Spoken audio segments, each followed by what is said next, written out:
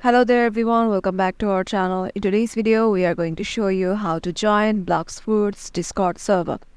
So let's get right into it.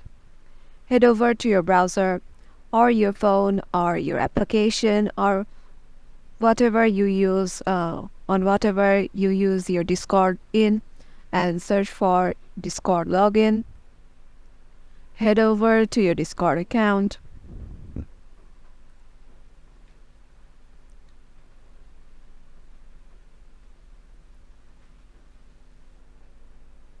Once you're in your Discord account, head over to this plus icon on the left.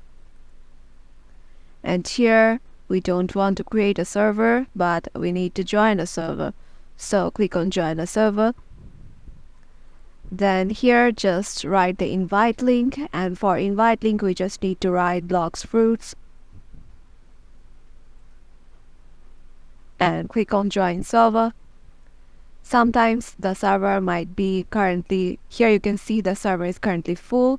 So all you need to do is try some time later, and then they will get you to join their server again. And yeah, this is how you can do it.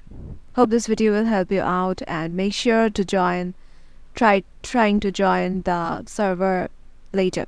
And yeah, that's it.